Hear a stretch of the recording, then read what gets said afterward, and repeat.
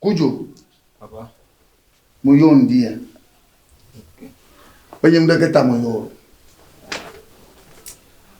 Na oji ama do jinama. No ji ohakwa, ohajivi.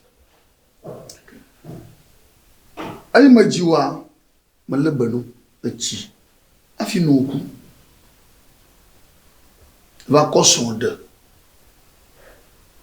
Kaka epede ka de ka o manye nyom ya la pamfia. Bojo vidimu. Bo mama bio se bedi nki gajo nki jo na na baba nki jo.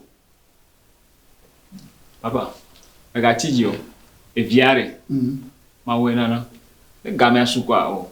O to le pogwe wa efe eton. Ga tijio. Ta mi ade so kaka apobla va fi wa veton. Papa. Ma wena na e via ma wena na. E ga me asukwa. Ga me aso e. To le pogwe. Mana na nya. Sondo la divi boyama. Akasese. Gabon. Desi anakareji. Oh. Yo. Na pobo ngunda ha. No da ngune mi ado. Hey. Cho anyawe ya. Afi mawe nana. Mawe nana gamusukwa efe ton ajo hajine la aveton. Non ya do la divi. Non divi a doga be am. Adokwe. Yo. Lego. Asiare leima. Le no Tony tu carao be un caro. Je ne viens pas à Yago Ponto, il y a solo du peu ou pas. Kaka. Voilà. Bon. Tony avait plus l'eau. On va plein de peine po. A union chez nous au be ni soto cham bio binade mai poda chan ogbo umso gana modo pole blin kaka ni Tony va chaka be poda. Non noté, non mole. Ma boke que la so. Ne ko gbo ne won ni no ko na ko mo na ni ko. Inu wa ko lo wa mle chochina mo. Omo ya ano lebe na ano drando ni pe ni pila no ano we. Nso de be le na be na nyonu de be drana so ando. Wa e mangwe dare e po gbo na. Kasia ga me po ha. On t'oublie. A Georgie non banya ma famille fia. A Georgie non. Papa oza. Yo. Oza. Yo. Eko o to ga gentleman sho. No ko le ka jijo na ko je ba di o kwa. Papa. Aye diga. Awa ga tijo. Mille. Ala papa. Ala fami. Emily papa. Wale. Le pomme. Ala fami. Emily. La femme que vous avez. Emily là, on t'en le peut me Cécile. Elle est Cécile. Tu n'as que ma femme. Tu n'as que Hamo. Ne peux me le homo. Papa nous kejo. Elle n'a que mon. Elle est Cécile. Son gamin qui a servi vient à Cécile. Papa me découvre joya. Oh, n'a que ma jo. Allez bébé, viens que ma rend pas moi. Il va t'amer boumala. Abé les Cécile. Papa va voir là. Allô? Bébé vient la vala. Bati Dieu la va, ma wena na vie. Ma bébé. Ma benadi. Papa, et vient la vala là, on t'ok be villa. Eh, tu vois. Si tu kara de to ya papa. Papa. Tu peux venir. Et villa vala mba vona. La va. Ah non, bah on bébé. Alors non, bah kujo na. Oh, stroya efinya di mo ya ko. You are already. Oh, madame. Family de fille man to pay you. Oh, papa, e kaga de to ya. Bento mama. Bento me na. No. Oh, bento awa nka. Awa na stronya. Nka gbojo. Bento awa na no ye ojimo.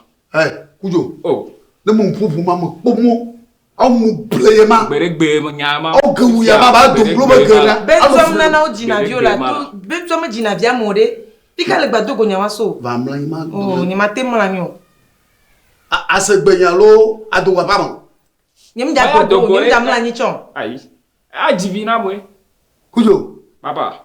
Anyi mpupu ha na mpupu de ma. O gbe ma la cha ja togbo for na ko de vion ko fifia 1 2 1 3. Asi ya 1 2 1. So bentu wa dare ni mi aglonya la ma divino la. Ma divi. Nyem le ja mla nyo. Mo ba family massage no na. Nyem le ja mla nyo. Anyam bubu na. Papa ebijia alo gazam dire. Awla mbere. Anyam bubu na ma. Pamle ma. Ni jamla nyo. Pamle ma do. Ni jamla nyo. Ni jamla. Oh, papa. Abi nyama la mama la sinyo. Kapia. Nyama la mama la sinyo. Na sto nani. Dabe tu de makpom.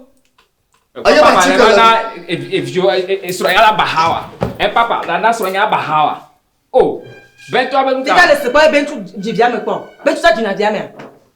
Ben tu le dona le honye be so di sroya. Anyamba animal la sinyo. Nani. Pamle. Nyam jamla nyo. Pamle de ka. Nyam le jamla nyo. Pamle ever. Nyam le jamla. Ala eto. Ma dop. Oh. Ijengali nkama wale ji hui homi ji Le na to nyure lo. me Le na nyure. Joy Le na som ya kume nya me joy nye kunya wa nya oh papa kujo oh baba kujo na imagre no nyom be nya awu na imagre no nyom be nya kujo papa son jagona oh papa nya do kuma kujo son jagona papa me ati na gadi wa no pe ama papa me la na gboreka papa ko kulsu yi o mo fe papa me de kuku asevi o mo fe papa avu o mo fe papa me de kuku afi o no be nya o jola papa agere tu mo no papa me maglovo me de kuku maglovo papa Fo mi ma biolo. E to ware ejila kuma me na mi ya.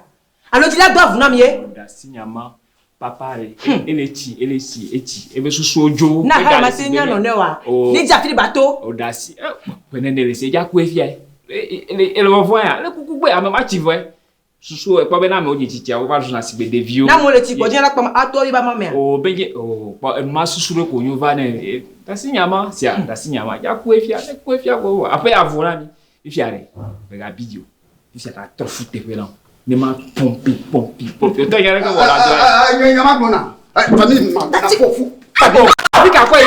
ma ina ti la O je na